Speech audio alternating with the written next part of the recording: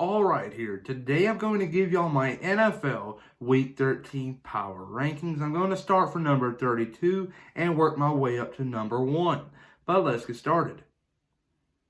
Ryan Priest, and you're watching William Blackwell on YouTube.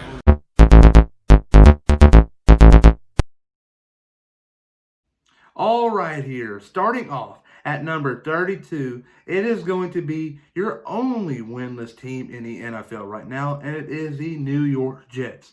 The Jets are terrible, and I think 32 is pretty fair to put them. At number 31, I had to think about this a little bit.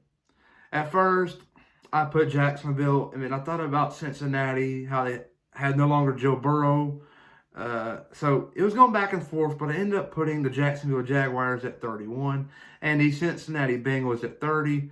But like I said, those are teams that are pretty even. They played head-to-head right now. It'd be an interesting game. So I just got Cincinnati at 30 just because they won 2 games. So there you go. At 29, I got the Dallas Cowboys. At number 28, I got the Denver Broncos.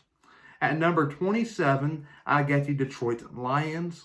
And at number 26, I got the Los Angeles Chargers, who has a big game coming up this weekend. They're playing the New England Patriots in Foxborough, and if they don't win this game, their playoff hopes are pretty much over with. So they're going to have to win this game. Same for the Patriots, but the Patriots have a little bit of room here. They can lose this game and have some help and still make the playoffs, but none of these teams really can afford to lose this one. But the Chargers have a big game. They got to get focused. But they lost to Buffalo in Week 12, so I'm putting them at 26. At 25, I got the Philadelphia Eagles, and I'm filming this before Monday Night Football, so I have no clue how the outcome is going to be with the Eagles and the Seahawks. Time will tell. I assume they'll lose, though. Eagles at 25. At 24, I got the Houston Texans. Houston had a spark on Thanksgiving Day while they played the Detroit Lions, and they put up 41 points. That offense did. And that offense has been somewhat, realistically here, they've been trash this year. So 41 points on the Detroit defense is pretty good, I guess you can say, for a team that's well below 500. So there you go. Houston Texans at 24. At number 23, I got the Washington football team. This is a team right here that had a big-time win this past weekend against the Dallas Cowboys. And I expect them to do big things for the rest of the year. Who knows? They might sneak into the playoffs. But next, at 22, I got the Atlanta Falcons. They dominated this past weekend against the Las Vegas Raiders. They won 43-6.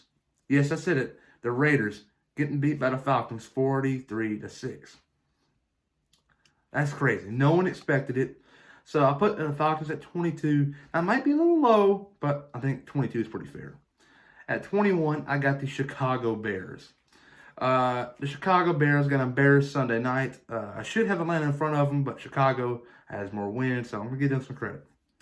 At number 20, I got the Carolina Panthers. Carolina got beat in Week 12 by the Vikings, but they played extremely well. Teddy Bridgewater came to play. He showed out.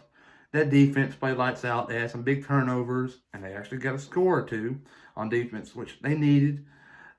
I don't think there's a chance for them to make the playoffs this year, but they can end off the season the right way, building up momentum for next year's 2021 season. And who knows? They might get a good draft pick and might draft a receiver or two that they need. But there you go. At number 19, I got the New York Giants. Yes, I'm saying it. The New York Giants. The 4-7 New York Giants. I think since they're leading their division, they deserve some credit, and I think 19 is pretty fair. They're a playoff team as of now. I get the point. A lot of y'all might say New York's 4-7. You got them higher than 5-win teams. Well, New York's in the playoffs, and guess who's not? Some of them 5-win teams. So New York at 19. At 18, it is the embarrassing Las Vegas Raiders. They got embarrassed against the Atlanta Falcons, and that's unacceptable. They played one heck of a game against Kansas City the week before, and for them to do that and go to Atlanta and get demolished, it just makes you question the coaching staff. How did they let this happen? They might have overlooked them, but a coach's responsibility is to allow the players not to, force the players not to overlook teams and look ahead, which the Raiders clearly did this past weekend. So I'm questioning the coaching staff. So I got the Raiders at 18. At number 17 here, I got the New England Patriots. New England, like I expected, were going to come out and play a great game against the Arizona Cardinals at home, and they ended up winning. I did not expect that to happen, but I did expect them to play really well. So, kind of give them some credit too, like the New York Giants. So, I'm putting them at 17. At number 16, I got the San Francisco 49ers. This is a team that is really steadily moving up with wins, and they're really quiet. No one talks about them. Nick Mullen is doing one heck of a job replacing Jimmy Garoppolo, and I don't know about George Kittle if he'll come back or not this year. I haven't been on top of that. I'm not a 49ers fan by any means, but I would expect him to, and who knows? They might make a deep playoff run if they make the playoffs now. They're a 5-win team, so you really can't count them out in the NFC. At 15, I got the Minnesota Vikings. Minnesota had a big comeback win in Week 12 against the Carolina Panthers. So 15, I think, is pretty fair. At 14, I got the Baltimore Ravens. Baltimore has yet to play Pittsburgh. They're scheduled to play tomorrow night, which is a Tuesday, December 1st. But that can easily get postponed to another day. So Baltimore at 14 seems pretty fair. At number 13, I got the Arizona Cardinals. I had them in the top 10 last week, but I took them out because they got beat by the Patriots. And that was crazy. That's unacceptable. But there you go. Cardinals at 13. At 12, I got the Tampa Bay Buccaneers. I expected them to lose against Kansas City. And I honestly thought by a good margin. But they came out to play yesterday and played extremely well. They still got beat. But I think 12 seems pretty fair. I think they're building up momentum now. I'm just saying, I know they lost to the Rams a couple weeks back. The Chiefs yesterday, but those are two really good teams. So you really can't hate much on the Tampa Bay Buccaneers. At number 11, I got the Miami Dolphins. A lot of questioning the coaching staff, like similar to the Raiders. I'm questioning the coaching staff. How did they allow this team to overlook the Jets? Because the Jets came out playing hard. Miami was playing terrible and sorry for themselves.